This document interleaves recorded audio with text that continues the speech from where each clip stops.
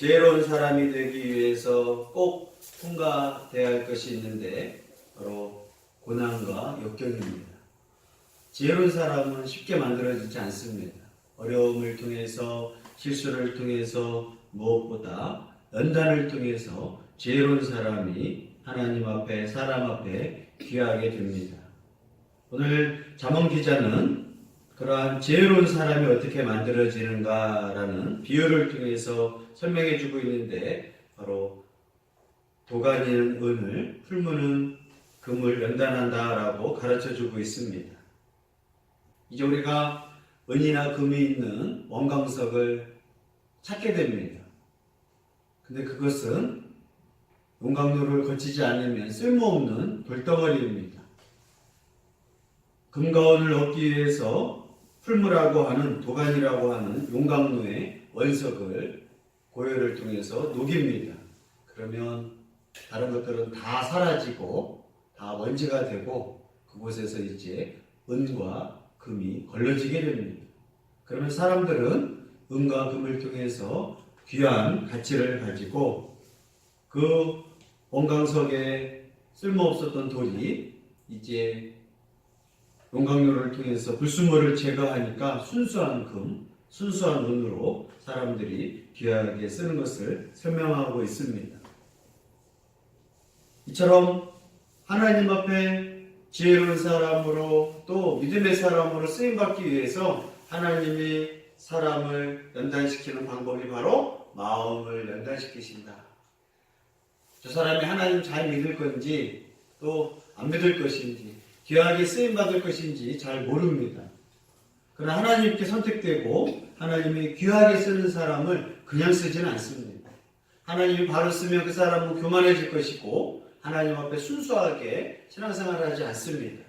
그렇기 때문에 하나님은 지혜로운 사람을 세우기 위해서 뭘 사용하느냐? 그 사람의 마음을 연단합니다. 용광로를 통해서 불순물을 제거하듯이 하나님이 고난을 통해서 그 사람의 마음, 그 사람의 인격을 연단하면서 쓸모있는 사람으로 바꾸시는 게 하나님의 방법입니다. 그래서 우리는 고난을 당하고 연단을 당할 때 내가 잘못해서 연단당하는 사람이 있습니다. 자신의 게으름, 자신의 악함, 자신의 어리석음이 있을 때 고난을 당합니다.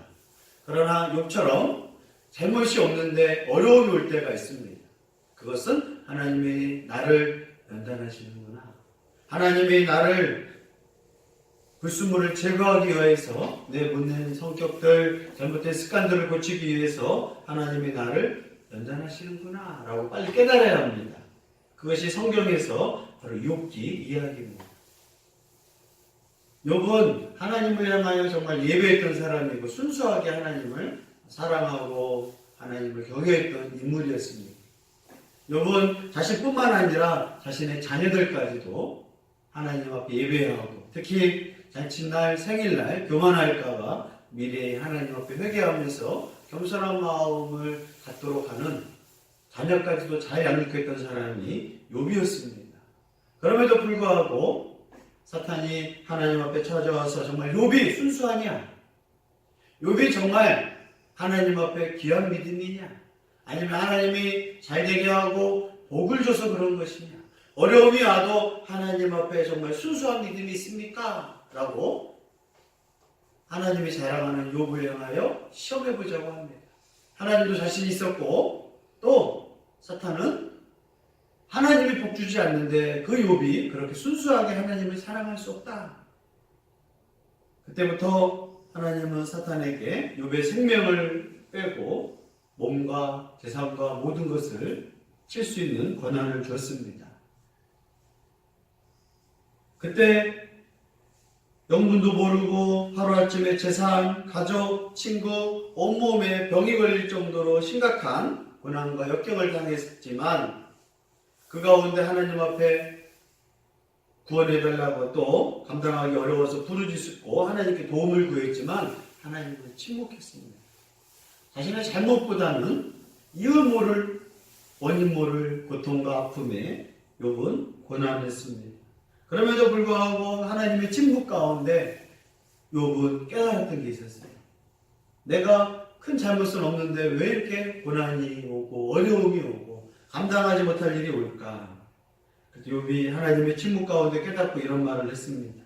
나의 가는 길을 그가 아시나니 그가 나를 단련하시는 후에는 내가 정금같이 나아가겠습니다.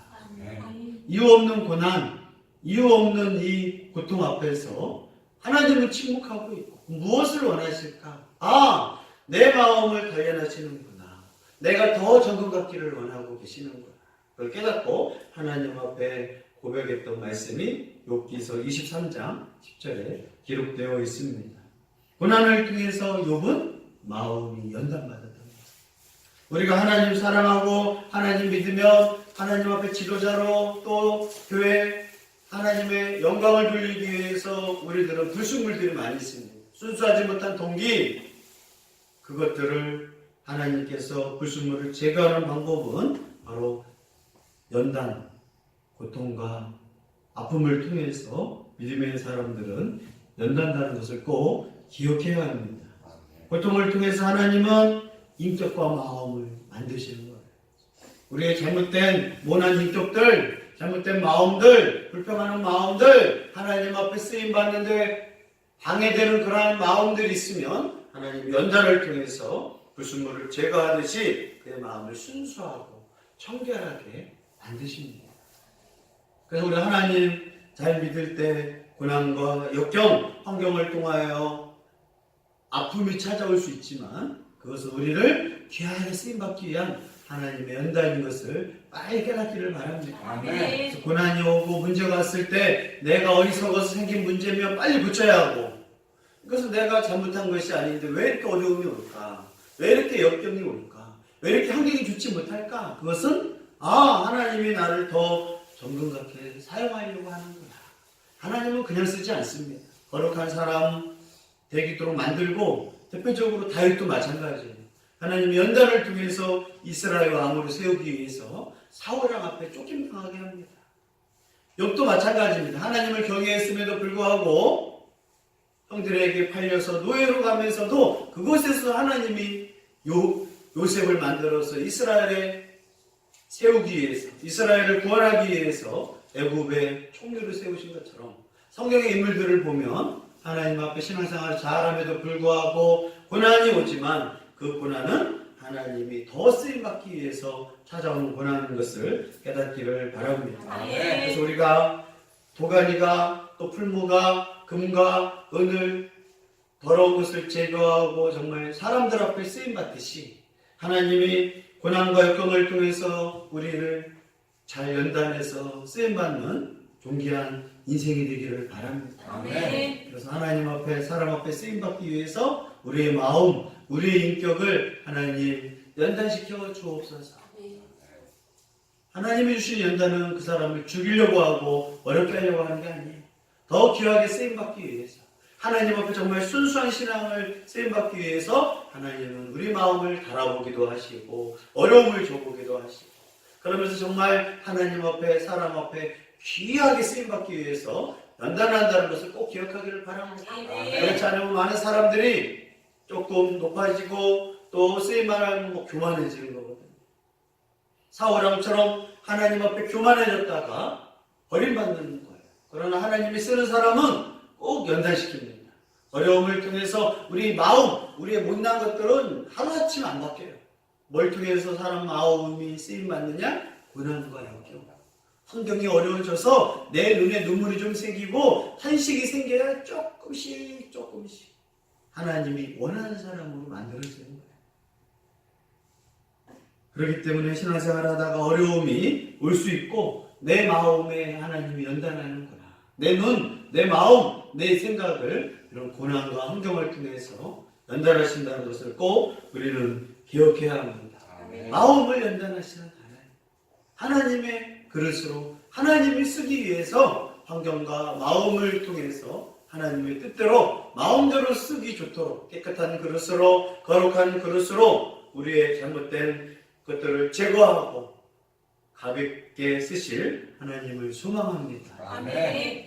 이러한 고난과 역경이 없는 사람은 하나님이 쓰지 않아요. 왜? 그걸 통하지 않는 사람은 마음이 불결하고 또 그런 사람이 지도자가 되고 그런 사람이 능력을 입으면 교만하게 되고 악을 행하고 사람들을 함부로 하는데 하나님 앞에 연단받은 사람은 하나님 앞에 나를 단련했습니다. 내가 더 순수해졌습니다. 악조건 속에서도 하나님을 신뢰합니다. 이제는 사도 바울처럼 악조건, 태풍이 오고 감옥에 와도 악조건에도 나는 하나님을 믿습니다. 하나님을 신뢰합니다. 그게 이제 하나님이 원하는 순수한 믿음이에요. 행복한 교회 성도들이 이러한 하나님 앞에 순수한 믿음을 위해서 나를 하나님 단련하시니 내가 불순물이 없는 정금 같은 믿음의 사람이 되기를